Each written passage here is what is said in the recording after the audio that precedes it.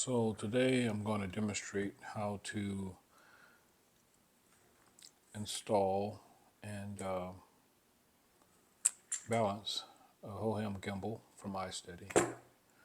So the camera I have is a Fuji X-H2 with a Sigma 18-50 lens on it attached.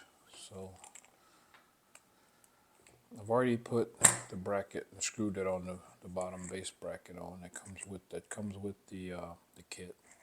And I typically put this all the way up on the camera, right flush with the back of the camera below the flip out screen. So I go ahead and tighten this down. So then I add the L bracket that comes with the camera, that comes with the kit. So put this to the side of the SD card slots, and we slide this on. And I tighten it down. And of course, this is going to need to be adjusted later while it's on the gimbal.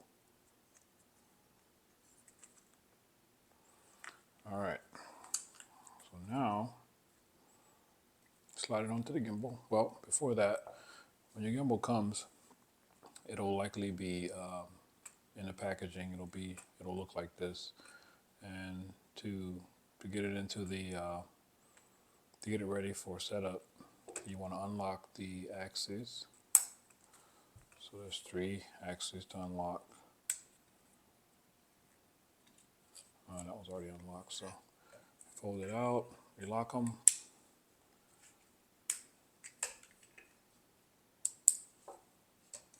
All right, and it should look like this. So typically I do go ahead and put the AI tracker on, just in case I don't want to rebalance the gimbal. Now it's really pretty light, so it probably won't affect the camera, the balance. But I go ahead and leave it on there just in case I want to use the light or the AI tracker. All right, so the next step, we go ahead and slide the camera on. Slides right on. Of course, it can't come off now. It's locked in. Once you lock it down, of course, it can't move. So I slid it all the way in. I'll lock it down. So now it's secure in the gimbal. So the first thing we want to do is balance the vertical axis. So I unlock the axis, and I should have caught this before it fell,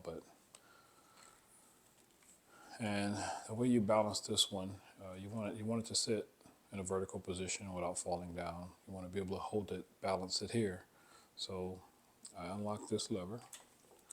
You see this lever here? Unlock this one, and now I can slide it. Now it is a little difficult to slide sometimes because of the way it's a little bit awkward to hold it while you're sliding it. But this works. I mean, you can hold it and just the best you can to slide it back and forth. So, but you want to slide it to a point where it holds itself up. It looks pretty good there. So once you get it there, get it balanced, you want to lock it down. Oops, wrong way. Come on. Oh. Okay, lock it down. Okay, so that looks good. So now you're going to want to balance it so that it sits in this position without falling down. So that's done through this lever. So you're going to slide it back and forth until it gets in position where it doesn't fall. Small adjustments. I'll hold it right. Right there. Oh, it's close. Okay, right there looks pretty good. Lock it down, see if it stays. And it looks pretty good. So now you got it balanced. So where the vertical and this the way it's and where it sits straight. So now you want to balance the roll axis. So the roll axis is done through this. This is the lock for the roll axis, and this is the adjustment lever.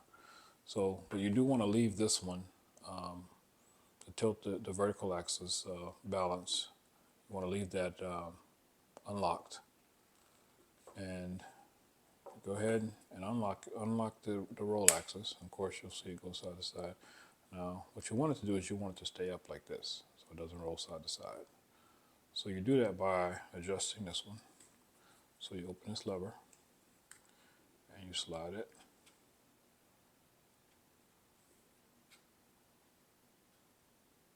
Yep, close till it sits. Okay, then you can lock it down. So that looks pretty good. All right, so now we're going to balance the pan axis. So I'm going to go ahead and lock this one, and I'm going to go ahead and lock the roll axis. So now I can balance the pan axis. So when I unlock the pan axis, you'll see that it's already actually balanced, but okay, let me unbalance this just so I can show you what it looks like when it's unbalanced. When it's unbalanced, it swings back and forth, so you'll see it swaying more than once when you have it tilted at a 45-degree angle.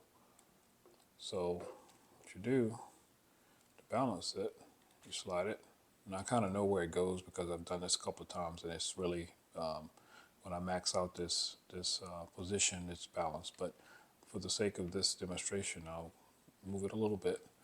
You can see it still swings a little bit. So a little bit more, and I kind of know. So once I pull it here, lock it. So now it doesn't swing. It just moves. So you want it to kind of not swing, really. So now you have it here in the middle, 45-degree angle, or even lower. It doesn't swing.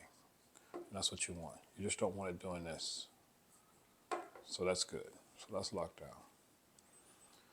So now you've actually got it balanced. That's really it for the balancing piece. Now, to test the balance, you want to, this was already unlocked, but you want to unlock the other two. So unlock here, unlock here. So now everything's unlocked, and you want to turn on the gimbal.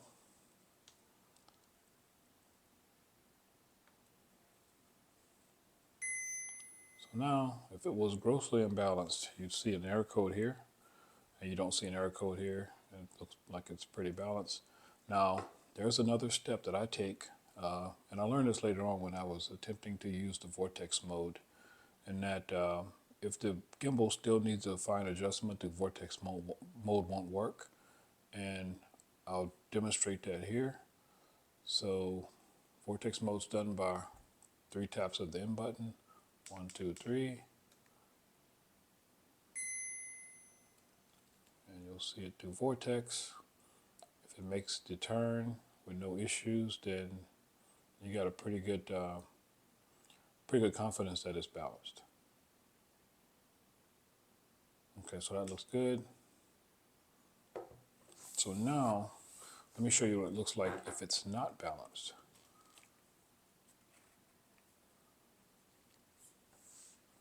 So Vortex mode unbalanced.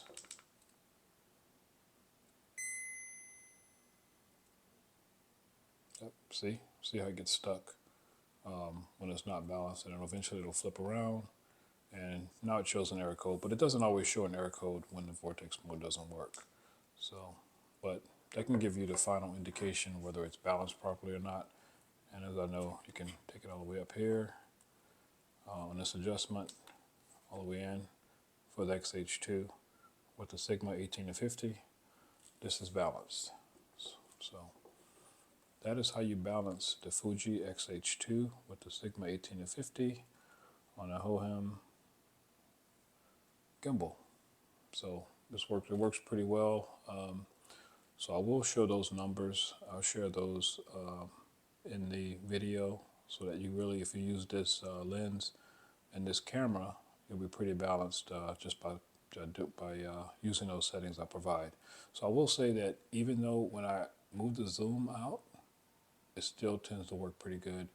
I hadn't had any issues, even at full zoom range, I hadn't needed to rebalance the camera when I used the gimbal. So, you know, I guess it's because of the way it's designed. It's a little bit light, and I've got a glimmer glass filter on the end of it, as well as the lens cap. So that's a tiny bit extra weight, but I hadn't needed to rebalance, even though I extend the 18 to 50 all the way. So.